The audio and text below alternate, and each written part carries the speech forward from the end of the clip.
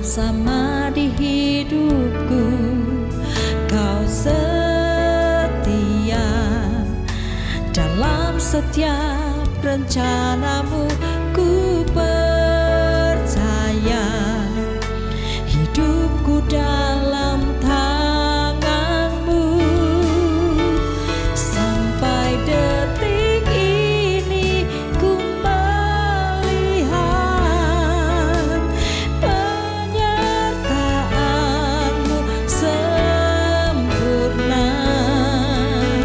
Sampai selamanya Kaulah Tuhan, satu-satunya pengharapanku.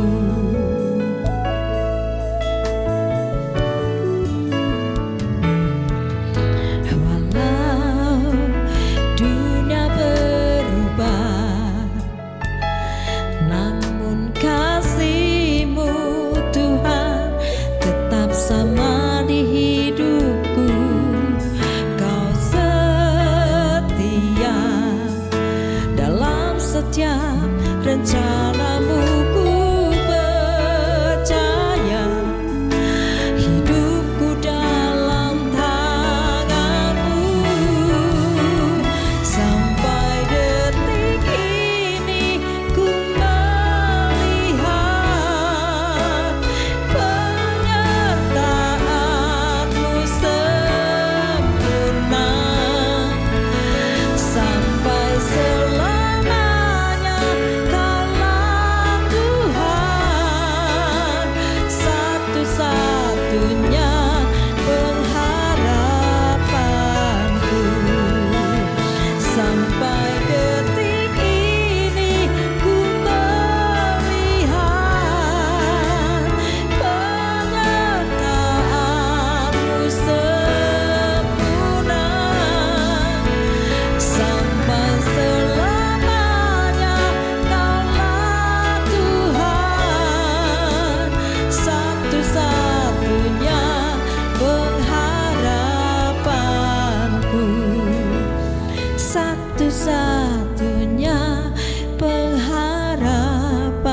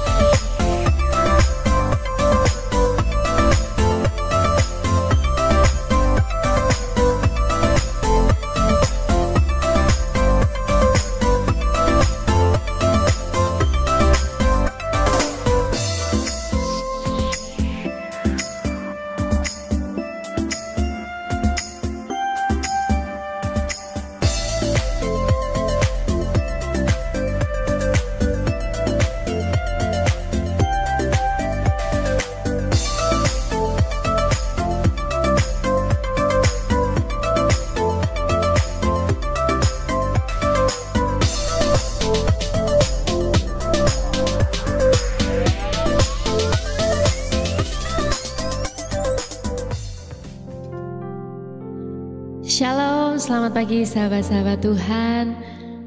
Puji syukur kepada Tuhan kalau pagi hari ini kita bisa bertemu kembali untuk menyambut dan membuka pagi hari ini. Mari sama-sama datang ke hadirat Tuhan untuk kita bersyukur atas nafas kehidupan yang baru sudah diberikan oleh Tuhan.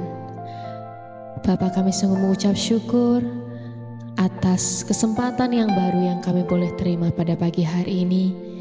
Kalau kami boleh membuka mata kami, Tuhan, ada nafas di kehidupan kami, itu semua hanya karena anugerah-Mu.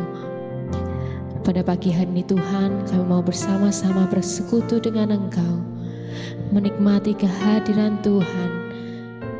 Kami ingin lebih dekat Tuhan dengan kehadiran-Mu. Mari Tuhan, marilah Roh Kudus Engkau yang menjamah, Engkau yang menuntun setiap langkah hidup kami pada hari ini Tuhan. Kami mau sama-sama bersekutu dengan Engkau.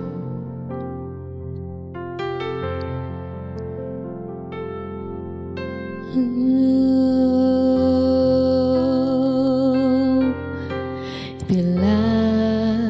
ku buka mataku dan lihat wajahmu, ku terkagum. Bila ku lihat hidupku dan karya tanganmu, ku tersanjung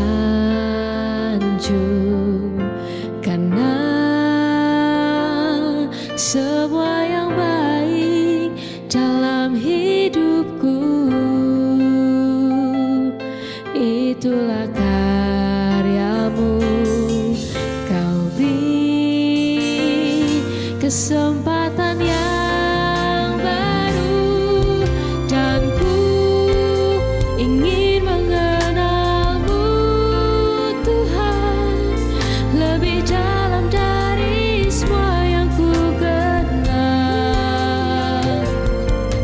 Tiada kasih yang melebihimu, ku ada untuk menjadi penyembahmu. Bersama-sama kita datang ke hadirat Tuhan. Bila ku buka mataku dan lihat wajahmu, ku terkagum. Bila ku lihat hidupku dan karya tanganmu, ku tersanjung karena semua yang baik dalam hidupku itulah karyamu. Kau beri kesempatan yang baru dan ku ingin mengenalmu Tuhan lebih dalam dari semua yang ku kenal. Tiada kasih yang melebihimu, ku ada untuk menjadi penyembahmu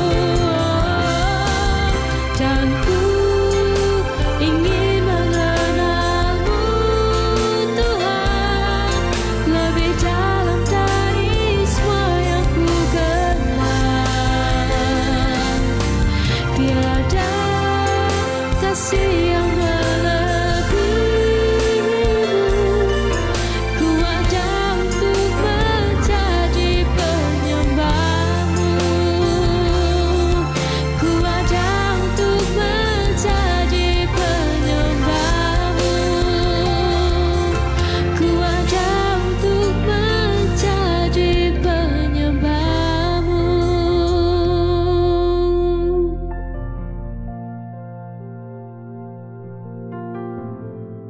Terima kasih ya Tuhan, terima kasih Tuhan. Terima kasih Tuhan atas perkenanan-Mu Tuhan. Sungguh Tuhan, hati kami sungguh rindu untuk terus ada dalam hadir-Mu Tuhan. Kami sungguh-sungguh bersyukur kalau sampai hari ini Tuhan masih terus mengajar kami, mencintai kami. Setiap hari kami bisa mengalami Kristus dalam kehidupan kami ya Tuhan, lewat roh dan firman-Mu. Terima kasih untuk minggu ketiga di bulan Juli ini Tuhan. Terima kasih untuk semuanya ya Bapa. Kalau hari ini Tuhan kami memuji dan menyembah-Mu sebelum matahari terbit Tuhan, di hari Sabtu yang indah ini Tuhan. Kami sungguh-sungguh bersyukur Tuhan, Kau ajari kami untuk mengerti apa yang harus kami lakukan ketika kami tidak melihat jalan keluar Tuhan. Atas semua permasalahan kami, semua sakit penyakit kami, atau apapun dalam kehidupan kami yang mungkin Kau ingin kami lebih bergantung padamu Tuhan, lebih mengandalkan Engkau ya Bapa. Tuhan Yesus Kristus, terima kasih untuk pagi hari ini. Biarlah semua keluarga besar sahabat Selamat Pagi Sahabat ini Tuhan, yang dalam keadaan lemah, Kau kuatkan ya Tuhan. Bagi yang masih sakit Tuhan dalam masa pemulihan, mujizat kesembuhan hadir pagi hari ini Tuhan. Sehingga semua yang mengalami sakit penyakit berkata, saya sudah sembuh. Dan kami percaya Tuhan, dengan iman Kau menyembuhkan semua sahabat kami ini ya Tuhan yang masih sakit. Dan kami percaya tangan-Mu terulur Tuhan pagi hari ini, juga buat semua kami yang membutuhkan mujizat-Mu Tuhan. Baik dalam ekonomi, dalam pekerjaan, dalam keluarga Tuhan. Terima kasih untuk semua kelepasan Tuhan dari belenggu masa lalu, dari semua belenggu dosa, ketergantungan Tuhan yang ada dalam kehidupan kami. Hari ini ajari kami terus Tuhan punya hati yang sanggup merendah. Biarlah semua yang terjadi dalam kehidupan kami hanya seizin-Mu saja. Terima kasih Bapa.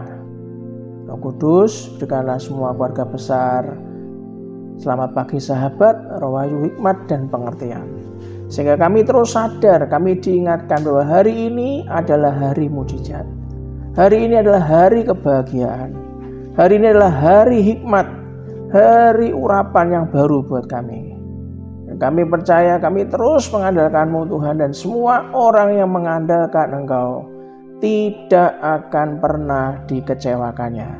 Dan kita semua yang percaya, yang hidupnya dicintai, dibentuk dan diberkati, katakan dengan iman, amin, amin, amin, amin. Shalom Bapak Ibu semuanya, selamat pagi. Kita berjumpa sudah setahun lebih ya. Kita sama-sama bisa sharing di setiap hari Sabtu pagi sebelum matahari terbit. Kita bisa memuji dan menyembah Dia.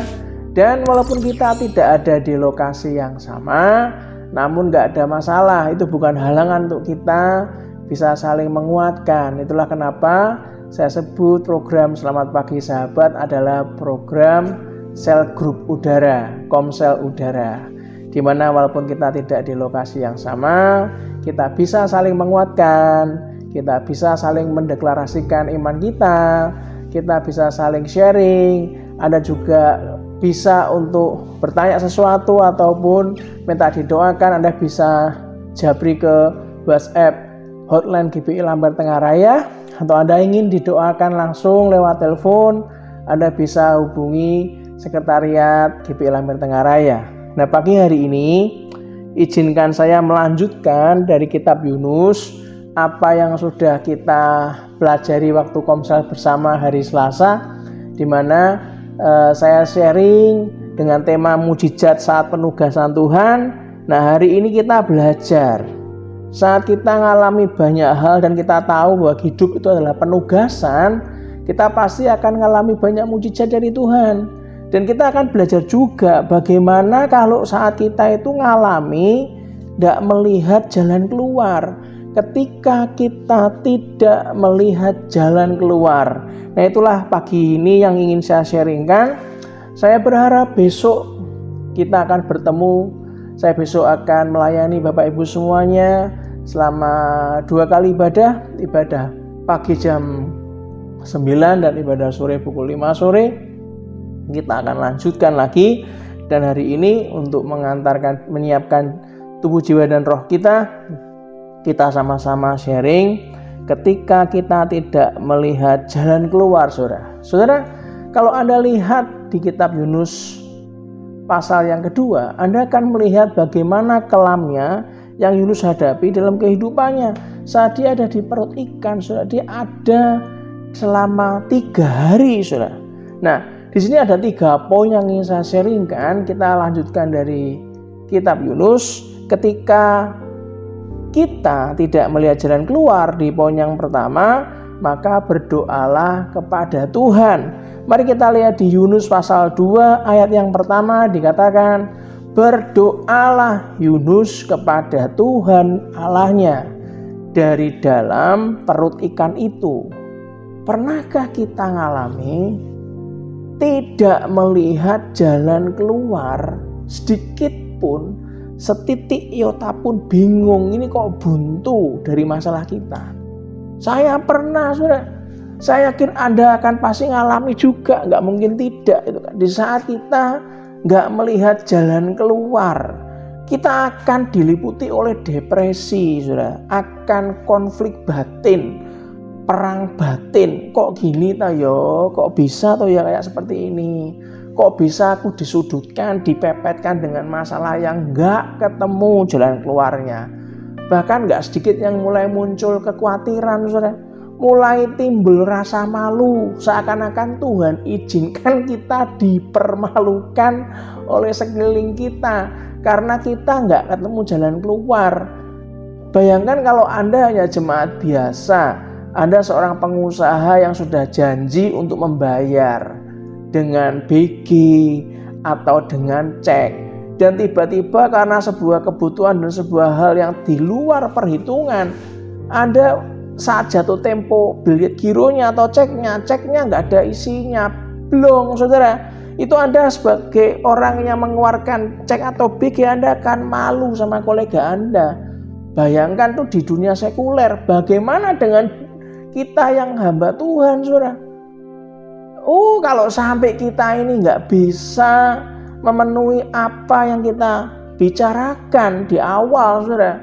Apalagi kalau kita berusaha membantu solusi jemaat, ternyata nggak terjadi seperti yang dibayangkan. Hamba Tuhan pun juga malu, saudara. Nah, Anda mungkin pernah mengalami diliputi rasa depresi, konflik batin, kekhawatiran, rasa malu, rasa bersalah. Kita akan merasa kehilangan semangat, saudara, dan pengharapan. Pernah, saudara? Pernah? Yang pernah katakan, iya pernah, Pak. Nah, hari ini ketika kita dihadapkan pada situasi sulit dan kita merasa nggak ada jalan keluar, saudara, kita bisa belajar dari apa yang dilakukan Yunus, saudara. Setelah Yunus lari dari panggilan Tuhan atas hidupnya, masih ingat minggu lalu saya sharing, dia harusnya pergi ke Niniwe, jaraknya cuma 850 km, saudara. Ternyata Yunus ngambil keputusan berbeda, lari dari penugasan Tuhan. Dia pergi ke Tarsis, Allah yang berlawanan, jauhnya 4000 km, saudara. Setelah Yunus lari dari panggilan Tuhan atas hidupnya, Tuhan sudah menyiapkan seekor ikan besar. Nama ikannya kemarin di acara Komsel bersama saya sharing. Beratnya berapa, ya kan, besarnya seberapa, kok bisa sampai mulut ikan itu menampung Yunus 3 hari dan Yunus masih hidup, itu gimana ceritanya gitu kan. Tuhan menyiapkan seekor ikan besar datang menelannya. Saat Yunus berada di dalam perut ikan yang besar itu, perhatikan baik-baik, dia berdoa kepada Tuhan. Banyak dari kita itu lupa saat kita depresi, saat kita mengalami situasi sulit, ada konflik batin, malu, merasa bersalah, bahkan tidak jarang kehilangan semangat, kehilangan pengharapan. Ingat baik-baik, Yunus berdoa kepada Tuhan. Dan sudah seharusnya kita berdoa kepada Tuhan. Kalau Anda lihat secara fakta, seluruh pasal kedua dari kitab Yunus berisi tentang doa Yunus saat Yunus ada di tempat paling bawah di dasar lautan.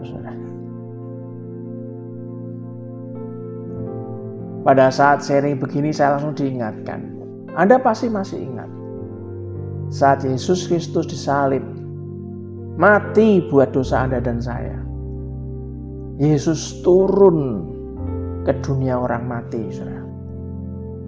Dan setelah 3 hari dia bangkit. Yunus berapa hari? Sama. Saya tidak berkata Yunus adalah Yesus, jangan salah persepsi, saudara. Bukan. Saya hanya mengingat bahwa pada saat kita cerita Yunus berdoa, Dia berada di tempat paling bawah di dasar lautan. Saya teringat itu dilalui Yesus Kristus, saudara. Di dunia orang mati, dia bangkit dari dunia orang mati. Kisah Yunus ini mengajarkan Anda dan saya tentang apa yang harus dilakukan di saat kita tidak ada jalan keluarnya. Saat kita berada di tempat paling bawah, terhina, mentok, ndelosor, nyungsep, merasa kewalahan, hopeless. Kita nggak tahu apa yang harus kita lakukan. Yunus 2 ayat pertama dikatakan, berdoalah Yunus kepada Tuhan Allahnya dari dalam perut ikan itu. Beberapa masalah dalam hidup nggak akan pernah hilang. Loh, betul nggak saudara? Betul ya? Kecuali kita belajar untuk memandang kepada Tuhan dan berdoa. Dan memang beberapa masalah sampai seumur hidup ya memang ada beberapa masalah yang tidak pernah hilang. Seperti duri dalam daging. Tapi itu pun bisa dikecualikan. Kecuali apa? Kita belajar untuk memandang setiap masalah itu. Kita belajar bukan memandang masalahnya terus. Sudah seumur hidup mandang masalah terus. Masalahku kok sama terus ya? Kok gini-gini terus? Bahasa Jawanya kok gini-gini wae. Kok gak ada progres ya? Nah ini cara belajarnya harus berubah. Kita mesti belajar untuk memandang kepada Tuhan dan berdoa. 2 Tawarik 7 ayat 14 ngomong apa? 2 Tawarik 7 ayat 14 ngomong apa? Dan umatku yang atasnya namaku disebut, apa saudara? Merendahkan diri dan mencari wajahku, lalu berbalik dari jalan-jalannya yang jahat, maka aku akan mendengar dari surga. Dan ini perhatikan yang paling penting saudara, nggak cuma dengar saudara, dan mengampuni dosa mereka. Lah yang paling penting adalah endingnya, resultnya, hasil belakangnya. Serta apa saudara? Baca yang keras 2-3. Memulihkan negeri mereka. Kalau cara mandang kita sudah berubah saudara, maka bukan masalahnya kok ngene-ngene wae, bukan saudara. Tuhan akan mendengar dari surga, mengampuni dosa kita, amin, dan memulihkan negeri kita. Yang Yesus katakan yes. Nah, kalau Anda lihat saudara, Markus 9 ayat 29 ngomong apa? Markus 9 ayat 29 ngomong apa? Jawabnya kepada mereka, jenis ini apa saudara? Tidak dapat diusir kecuali dengan berdoa. Ada beberapa masalah yang begitu kuat, begitu berakar, bercokol kuat. Makanya kalau saya dikasih sharing, saat kita sharing-sharing sama komunitas kita, ya kan, sama jemaat, sama siapapun, saya selalu belajar dalam hati. Sebetulnya akar masalahnya itu di mana? Karena akar ini kan kalau nggak dicabut kan ya ngoyot toh saudara, beranak pinak gitu, bercucu, bercicit, bercangga semuanya. Ujung-ujungnya ya pasti ada akarnya, ya kan? Masalah yang begitu kuat tuh pasti akarnya ya kuat. Akarnya begitu dalam sehingga hanya dengan kuasa doa yang akan menyelesaikannya. Karena bisa jadi akarnya bukan di generasi kita loh, sehingga kita nggak bisa ngapa-ngapain. Wah, akarnya di generasi sebelum-sebelumnya saudara, ngoyot saudara. Sudah tradisi pak, dari dulu keluarga kakek ya begini, sudah tradisi pak, keluarga nenek begini. Lah ini sekarang jadi masalah besar pak dalam keturunan berikut-berikutnya. Lah ini salahnya siapa? Ya ini kan hanya bisa diberikan solusi kalau dengan kuasa doa yang akan menyelesaikannya, saudara. Ingat saudara, ingat baik-baik. Kenapa orang itu kalau sama Tuhan tuh bisa santai?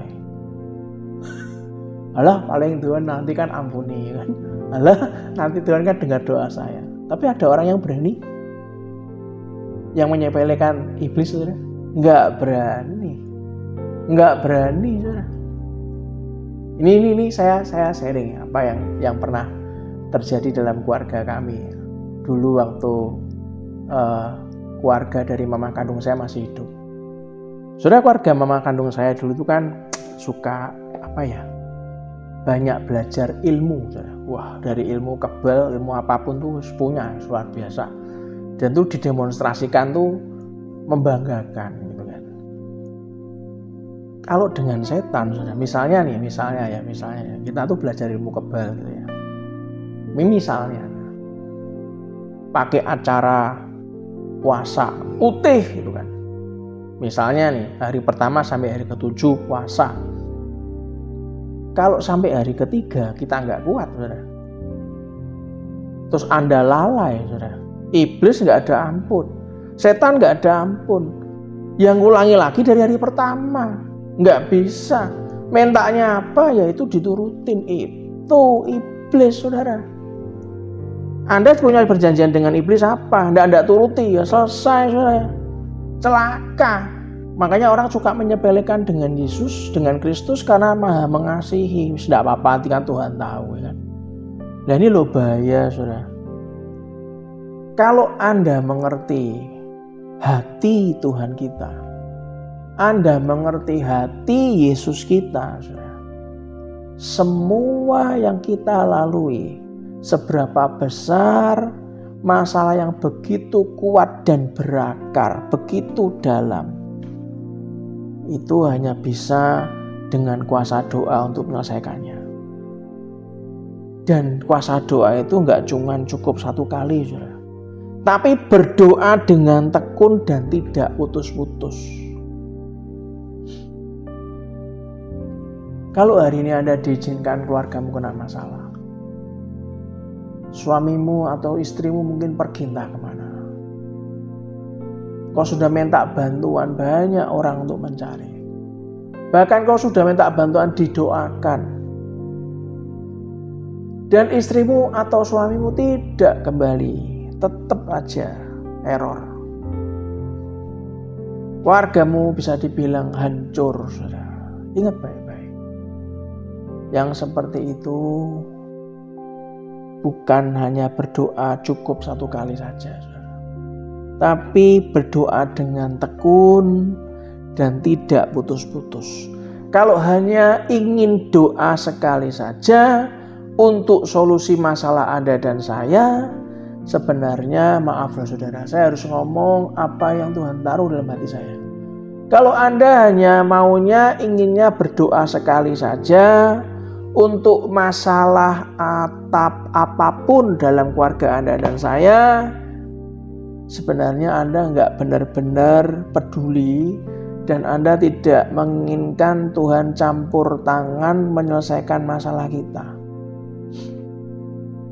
Tetapi kalau Anda benar-benar ingin melihat sesuatu mukjizat terjadi dalam hidup Anda dan saya mesti berdoa dengan tekun dan tidak ada putus-putusnya. Berapa kali, saudara, saat deadline jatuh tempo, kami ini harus membayar sesuatu.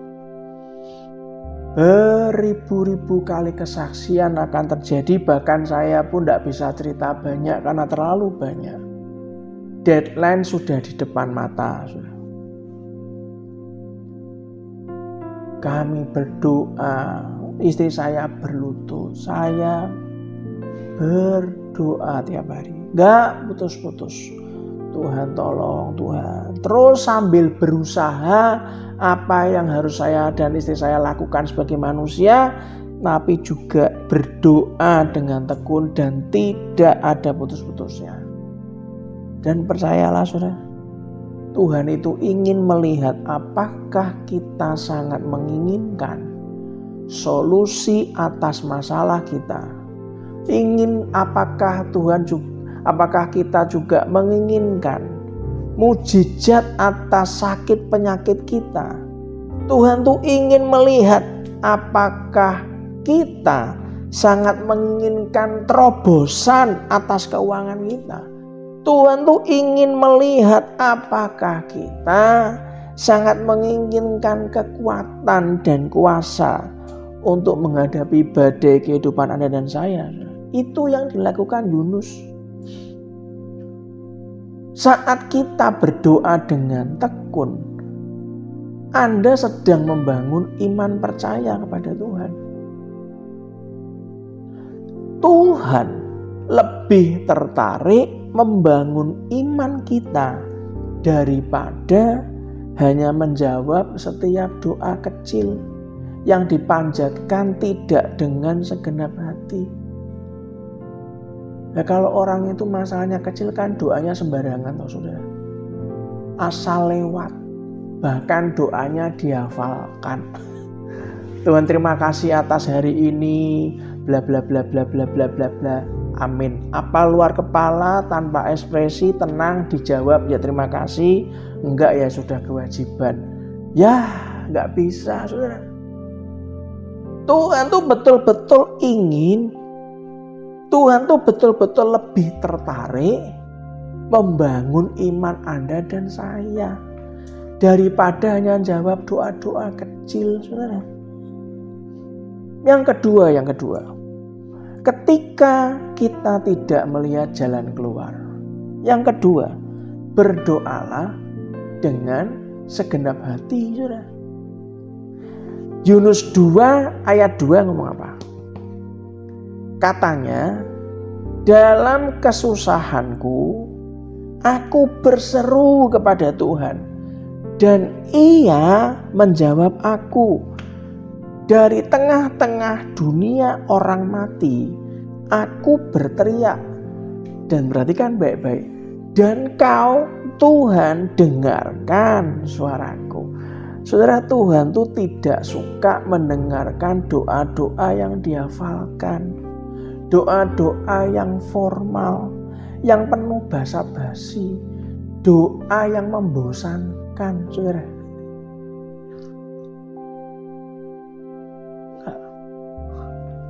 Tuhan tuh suka mendengarkan doa yang keluar dari jeritan hati kita. Doa yang keluar dari perasaan hati kita yang terdalam.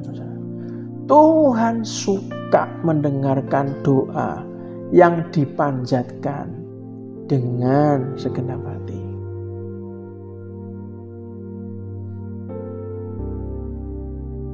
Bukan hafalan, bukan doa-doa yang rutin itu aja, tapi Tuhan ingin doa yang dipanjatkan dengan segenap hati. Yunus bisa ngajari Anda dan saya banyak hal tentang bagaimana berdoa dengan sepenuh hati. Saat Yunus ada dalam dasar laut, ditelan oleh seekor ikan besar, perhatikan baik-baik. Yunus berdoa. Yunus 2 ayat 2 ngomong apa? Katanya, dalam kesusahanku, aku berseru kepada Tuhan. Dan Ia menjawab aku. Dari tengah-tengah dunia orang mati, aku berteriak dan Kau dengarkan suaraku.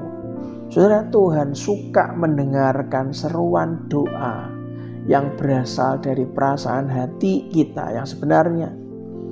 Kalau Anda khawatir, tidak apa-apa, ngomong aja. Kalau Anda itu merasa kecewa, sampaikan saja. Anda panik, Anda marah, sampaikan saja apa adanya. Nggak masalah, saudara. Apa yang ditutup-tutupi dari Tuhan? Nggak ada. Nggak perlu ditutup-tutupi, saudara.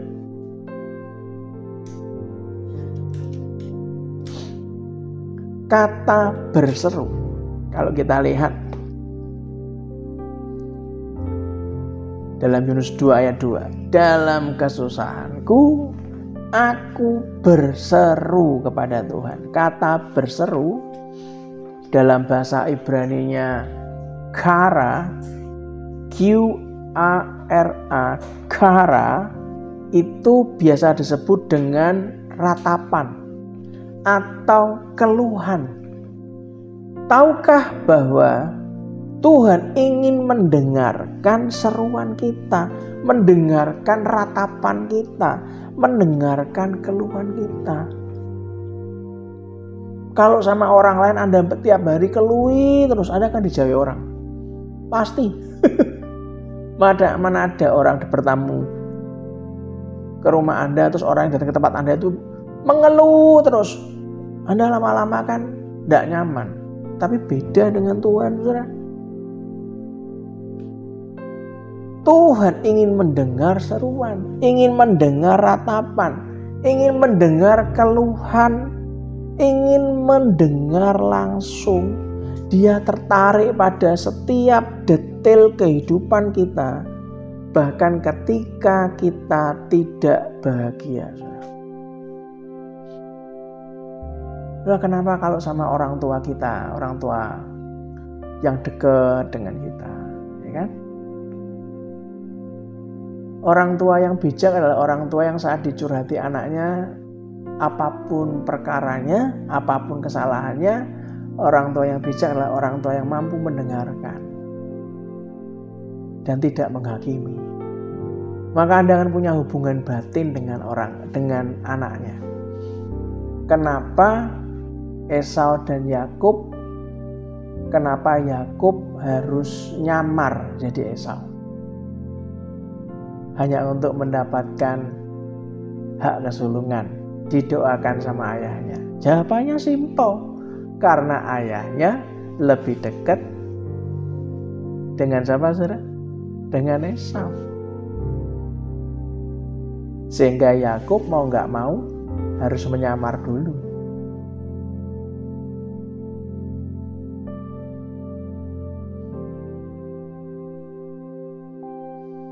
Nah, itulah kenapa Anda harus paham bahwa ada beberapa contoh di Alkitab. Di 2 Raja-Raja 20. Nanti kalau Anda baca, kita baca aja supaya Anda paham di ayat 1 sampai ke 6. 2 Raja-Raja 20 ayat 1 sampai 6 dikatakan pada hari-hari itu apa, saudara?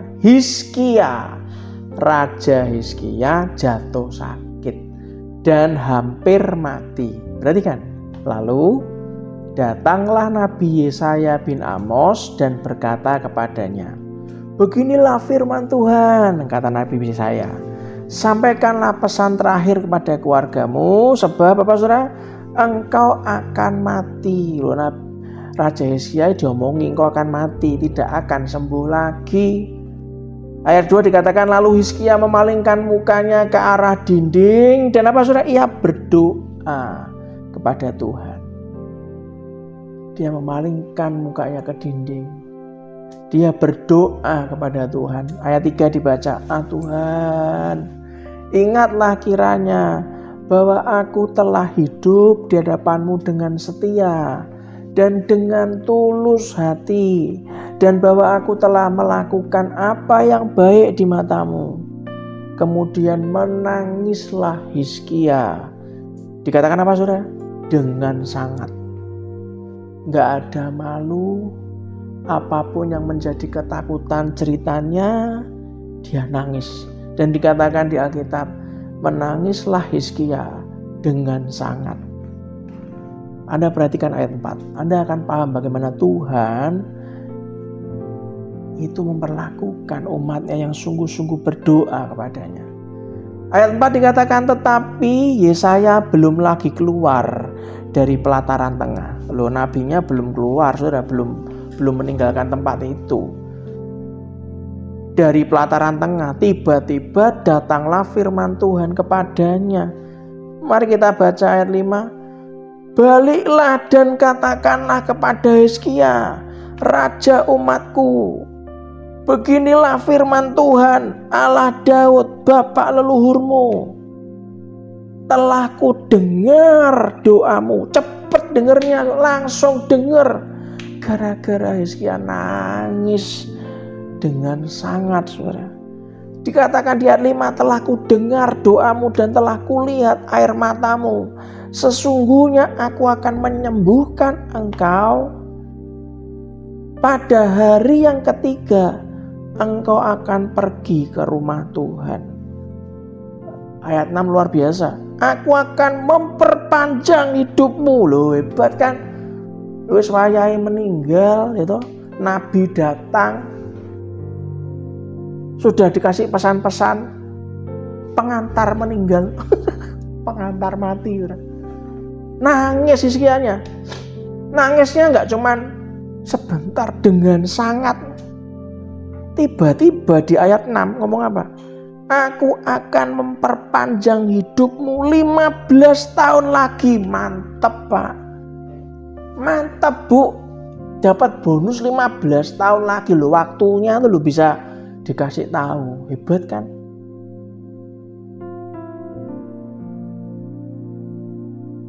Waktu saya baca, saya renungkan. Hebat ya. Nambah 15 tahun ya gara-gara nangis, doa dengan sungguh-sungguh sampai nangis. Aku akan memperpanjang hidupmu 15 tahun lagi dan aku akan melepaskan engkau dari kota ini dari tangan Raja Asyur. Aku akan memagari kota ini oleh karena aku dan oleh karena Daud hambaku. Wow. Apa yang dilakukan oleh Hizkia? Hanya berdoa, menangis dengan sangat. Enggak ada yang lain. Yang lain Pak, jangan Raja Hizkia Pak, kan raja. Lah kita ini kan bukan raja Pak. Oh ya boleh. Bagaimana dengan Hana? 1 Samuel 1 ayat 9 sampai 11. Dan kita lompat ayat 20. 1 Samuel 1 ayat 9 sampai 11.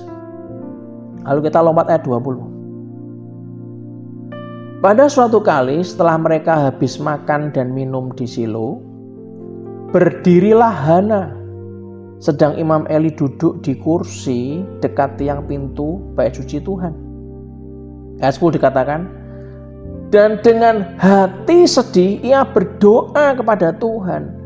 Baca saudara, sambil menangis terseduh-seduh. Kemudian bernasarlah Hana. Katanya, Tuhan semesta alam, jika sungguh-sungguh engkau memperhatikan sengsara hambamu ini dan mengingat kepadaku dan tidak melupakan hambamu ini, tetapi memberikan kepada hambamu ini seorang anak laki-laki, maka aku akan memberikan dia kepada Tuhan untuk seumur hidupnya dan pisau cukur tidak akan menyentuh kepalanya. Anda baca ayat 20 langsung saudara. Maka setahun kemudian mengandunglah Hana dan melahirkan seorang anak laki-laki.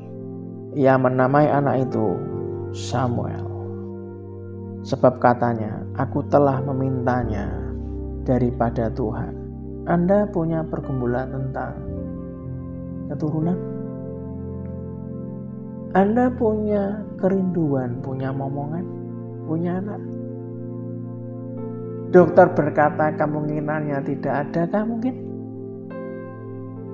Dokter berkata kandunganmu lemah mungkin?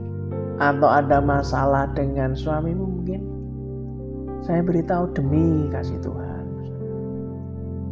saat kau datang dengan hati yang sungguh berdoa kepada Tuhan, dan jangan malu untuk Anda kalau memang mendoakan dengan penuh segala curahan perasaan, bahkan Anda menangis terseduh-seduh, itu tidak masalah buat Tuhan.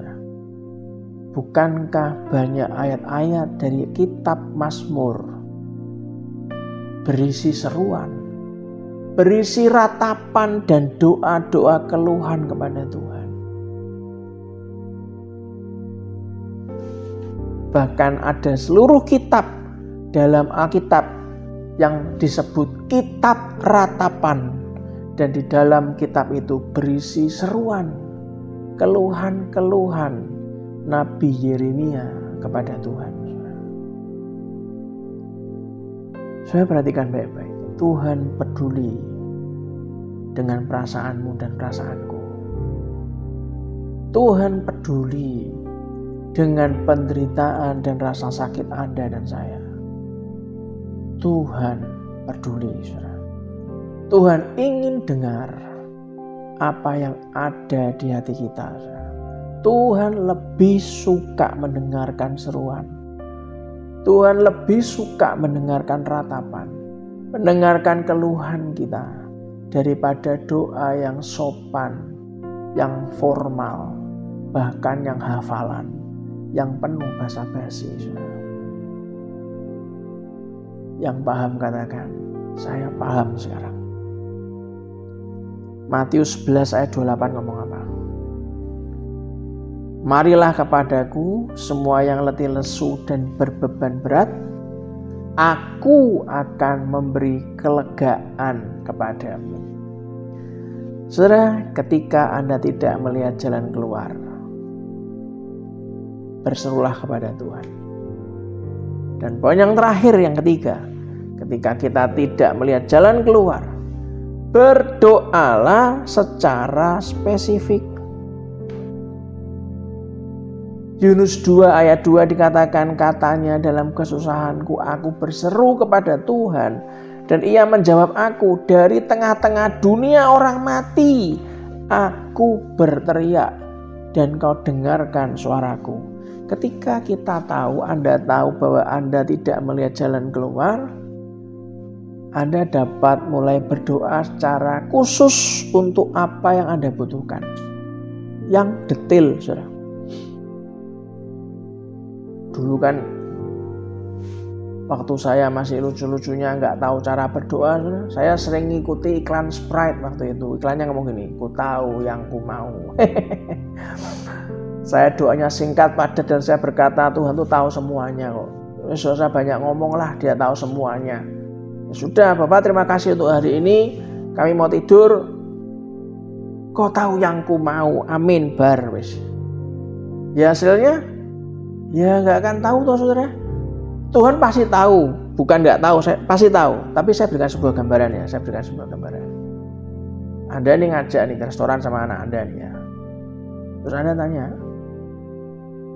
sayang, kamu hari ini malam ini pengen makan apa? Terus Anda ngomong terserah. Bingung loh saudara. Saya ini paling bingung gitu. Kalau ngajak keluarga, istri saya ngajak, saya juga ngajak, terus tanya sama anak saya, Brandon kamu pengen makan apa? Terserah. Loh, bingung saudara. Karena menu terserah itu nggak ada. Terserah saya kan menunya berbeda pasti pengennya, ya kan? Apalagi sekarang saya ini lagi program pengurangan lemak gitu kan. Ya kan menunya beda. Masa tak kasih tahu rebus, dada ayam rebus. Ya kan nggak tahu menunya anak saya lagi pengen apa. Nah, hari ini ketika Anda tahu bahwa Anda dan saya tidak melihat jalan keluar, Anda dan saya bisa mulai berdoa secara khusus apa yang kita butuhkan, saudara. Mari kita lihat Markus 5 ayat 22 sampai 24. Dikatakan gini, datanglah seorang kepala rumah ibadat yang bernama Yairus. Ketika ia melihat Yesus, tersungkurlah ia di depan kakinya dan memohon dengan sangat kepadanya. Ngomong apa sudah? Perhatikan baik-baik. Anakku perempuan sedang sakit. Kan detail, anak yang mana? Yang kau tahulah Tuhan, anak yang mana? Gak bisa gitu saudara. Anda harus detail anak yang mana. Anakku perempuan sedang sakit, hampir mati. Datanglah kiranya dan letakkanlah tanganmu atasnya supaya ia selamat dan tetap hidup. Lo kan spesifik, saudara. Bayangkan kita datang kepada Yesus, Tuhan, Kau tahulah Tuhan kebutuhanku. Mau cerita ya percuma Tuhan, Kau tahulah kebutuhanku. Loh, sebentar saudara. Kalau Anda tidak pernah dapat jalan keluar hanya gara-gara gitu, mulai hari ini dirubah saudara. Ayat 24 dikatakan apa? Lalu pergilah Yesus dengan orang itu. Orang banyak berbondong-bondong mengikuti dia dan berdesak-desakan di dekatnya. Saat Anda berdoa secara khusus, Anda mungkin juga mengutip ayat-ayat janji firman Tuhan. Perhatikan baik-baik. Itulah kunci untuk mendapatkan pertolongan dari Tuhan. Itulah yang dilakukan Yunus saat berada dalam perut ikan di dasar laut. Dalam doanya yang singkat itu, dia mengutip 8 ayat firman Tuhan. Nanti Anda baca di rumah sendiri. Semua kata-kata doa yang dia ucapkan itu adalah kutipan dari kitab Mazmur. Yunus memang seorang yang bergaul erat dengan Tuhan. Sehingga kalau orang yang bergaul erat dengan Tuhan, maka perkataannya keluar yang namanya ayat firman Tuhan. Buktinya saat dia kepepet, saat dia salah jalan, saat dia salah dalam melangkah, dia mengetahui firman Tuhan. Pagi ini, apakah Anda mengetahui firman Tuhan? Apakah Anda betul-betul penuh harap untuk Yesus menjawab doa Anda dan saya? Saudara, doa itu nggak bisa dengan kesalehan yang palsu. Ibadah dengan kesalehan palsu di altar yang berujung maut, saudara. Hati-hati ketika Anda punya membangun altar doa, mezbah doa, dipermainkan dengan bahasa-bahasa yang tidak dengan kesungguh-sungguhan, dengan hanya pencitraan rohani, persembahan yang tidak jujur, saudara. Tuhan tidak suka kepura-puraan. Tuhan tidak terkesan dengan tampilan luar. Tuhan melihat hatimu dan hatiku. Tuhan menilai ketulusan hati kita. Bahkan besarnya persembahan kita itu dilihat dari kesungguhan hati Anda dan saya. Itulah kenapa jangan cuma hidup percaya sama Tuhan. Wah, aku percaya kok sama Tuhan.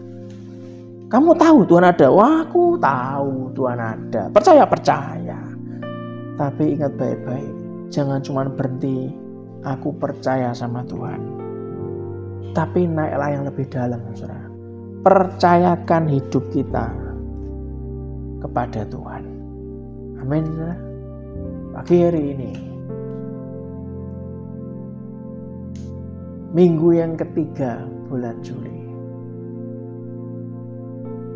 saat kita belum melihat jalan keluar, Anda bisa lakukan hal-hal yang kita sharingkan pagi ini. Terus berseru kepadanya dengan kesungguhan hati. Besok kita akan ketemu di hari Minggu. Kita akan sungguh-sungguh untuk belajar, untuk mengenal hatinya Tuhan. Ingat, hanya Tuhan Yesuslah yang paling memahami dan paling mengerti keadaan kita.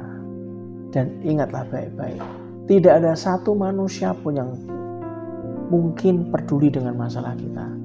Tapi ada Yesus Kristus yang peduli dengan masalah Anda dan saya. Satu pujian. Puji nama Tuhan. Sungguh renungan yang luar biasa untuk mengawali hari ini. Mari sebelum kita mengakhiri ibadah ini, kita sama-sama bersatu, bersekutu dengan Tuhan dalam penyembahan. Kami ingin selalu terhubung dengan Engkau, Tuhan.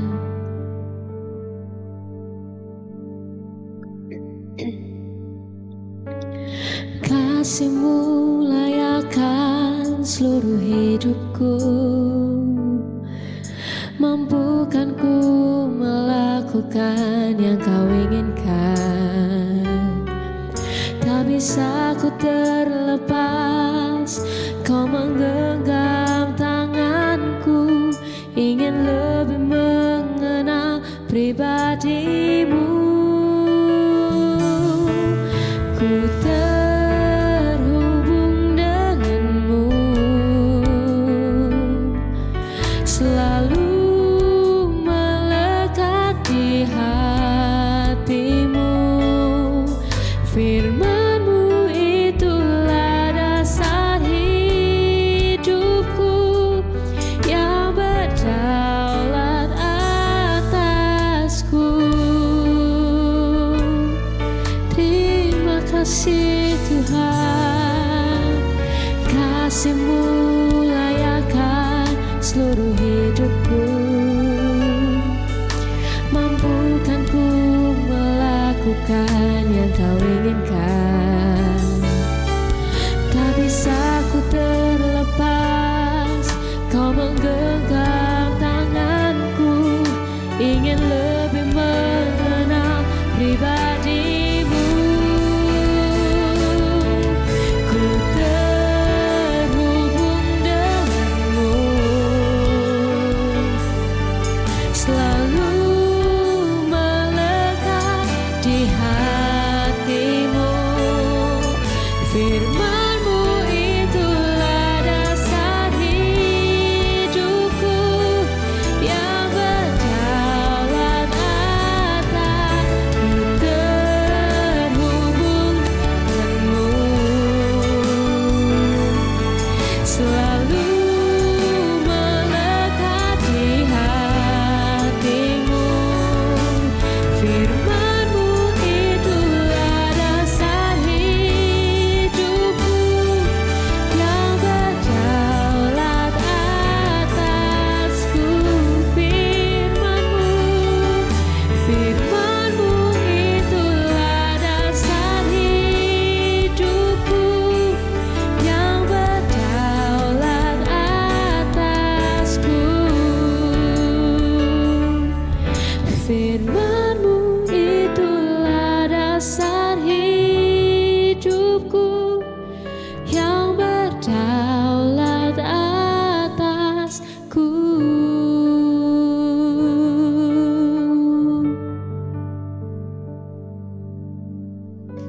Mari kita berdoa. Bapa, terima kasih Tuhan atas hikmat-Mu, atas hari ini Tuhan. Apa yang Kau izinkan kami terjadi dalam hari ini, kami ingin selalu terhubung dengan-Mu ya Tuhan. Kami tahu kami tidak akan sanggup hidup tanpa-Mu, dan kami tahu semua permasalahan yang kami alami untuk mendewasakan kami Tuhan. Kau selalu mengangkat iman kami, menguatkan iman kami, mengajar kami untuk punya iman yang lebih lagi dan lebih lagi Bapa. Bapa, terima kasih untuk proses-Mu yang luar biasa. Kau ajari kami semua untuk menjadi pemimpin yang berdampak. Kau ajari kami semua untuk bisa menaklukkan apa yang ada dalam kehidupan kami, seberapa besar badai kehidupan kami. Kau ajari kami punya iman yang menaklukkan semuanya Tuhan. Bapa, pagi ini biarlah kami terus melangkah di dalam-Mu. Kalau pagi ini kami terus berharap akan semua doa kami dijawab Tuhan. Ajari kami terus untuk punya firman yang kami keluarkan melalui lidah bibir kami Tuhan.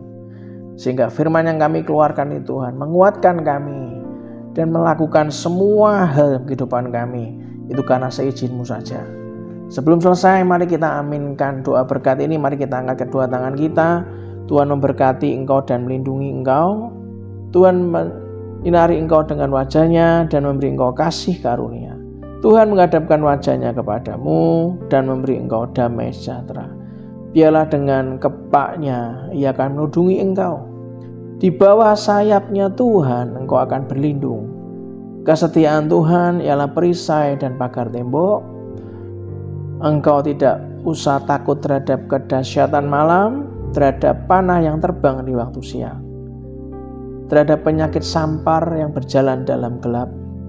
terhadap penyakit menular yang mengamuk di waktu petang.